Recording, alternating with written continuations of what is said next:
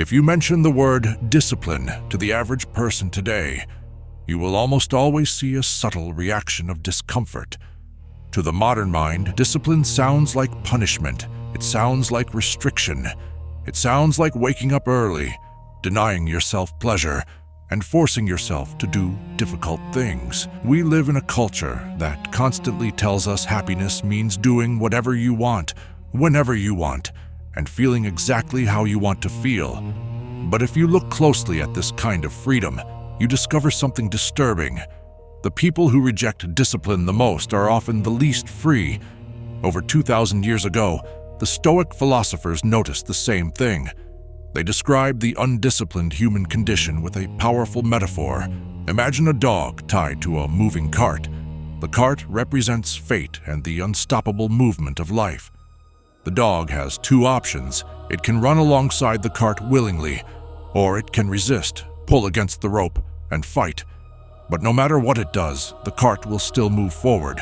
The only difference is that the resisting dog experiences the journey as torture. In the same way, weak minds do not simply avoid discipline, they fear it. Because discipline strips away their illusions, it forces them to stop blaming the world, and it demands that they take responsibility for their own suffering. To understand why weak minds fear discipline, we must begin with one of the most powerful ideas in Stoicism. The philosopher Epictetus explained it simply. Some things are within our control, and some things are not. Our thoughts, choices, desires, and actions belong to us, but our bodies, our reputation, our wealth, and the behavior of other people do not fully belong to us. The weak mind lives in denial of this reality. It spends enormous energy trying to control things that cannot be controlled. Other people's opinions, politics, the economy, the future. And when reality refuses to obey them, they feel frustration, anxiety, and anger. But here is the uncomfortable truth. If you stop trying to control the world, there is only one thing left to control: yourself. And this is exactly what the weak mind fears. Complaining is easy. Blaming others requires no effort. But discipline demands something difficult. It demands responsibility. It demands that you look at your own thoughts and actions and accept that your response is always your responsibility. The moment you draw a clear boundary around what you control and what you do not control, something powerful happens. Your suffering becomes a choice. The weak mind fears this realization because it means they have been the architects of their own misery. Another reason weak minds fear discipline is their relationship with emotions. When someone insults them, they explode with rage. When they see something luxurious, they become consumed with desire. When they imagine the future, they become paralyzed by fear. The Stoics called these destructive emotional states passions. But they did not believe passions were uncontrollable forces. They believed they were errors in judgment. The undisciplined mind receives an impression from the world and immediately accepts it as truth. Someone says something harsh, and the person instantly thinks, "I have been harmed." But the disciplined mind pauses. Marcus Aurelius taught a powerful technique called the discipline of assent. Before reacting emotionally, the strong mind stops and examines the situation. It separates the event from the interpretation of the event. The Stoics used a method sometimes called the stripping method. They removed the emotional story from situations and looked at them objectively. For example, expensive wine becomes nothing more than fermented grape juice. A luxurious meal becomes nothing more than cooked animal flesh. By removing the emotional layers we attach to things, we begin to see reality clearly. Weak minds fear this discipline because they are addicted to emotional drama. They enjoy outrage, they enjoy panic. But when you strip away emotional narratives, you are left with calm clarity. And that clarity reveals something powerful. External events cannot touch the soul. They have no access to it.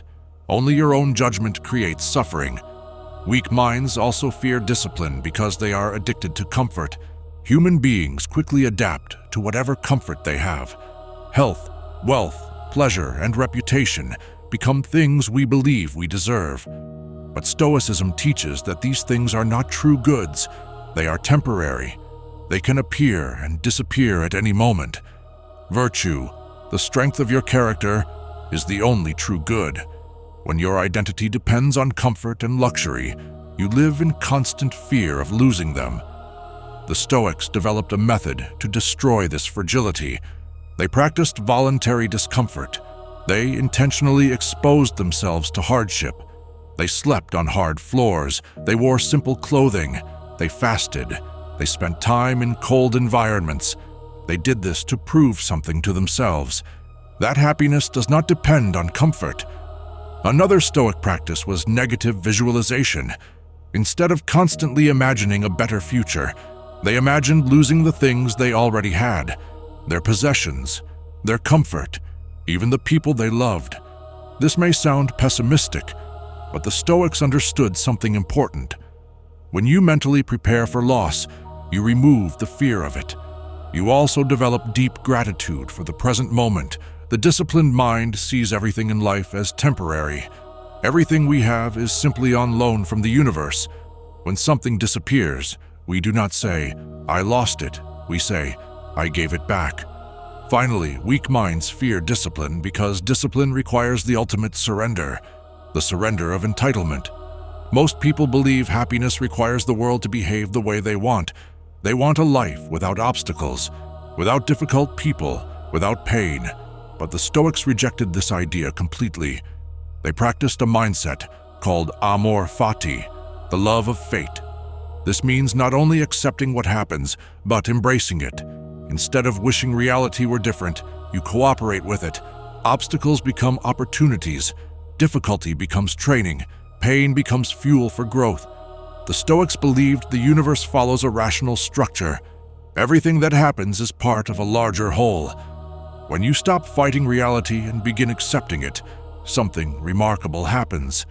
Your energy becomes available for what truly matters. Action, doing what is right, serving others, living according to your principles. The ultimate goal of Stoicism is not emotional numbness. It is freedom from destructive emotions. It is a deep and stable inner peace. The philosophers called this the inner citadel, a fortress inside your own mind. But this fortress is built entirely through discipline, the discipline to examine your thoughts, the discipline to accept your fate, and the discipline to act with integrity. Weak minds will always fear discipline, because discipline destroys the ego. It removes every excuse. It leaves you with nowhere to hide. But for those who embrace it, discipline is not a prison. It is the only true freedom. Stop wishing for an easy life. Start building a mind strong enough to handle a difficult one. Master your mind, and you master your life.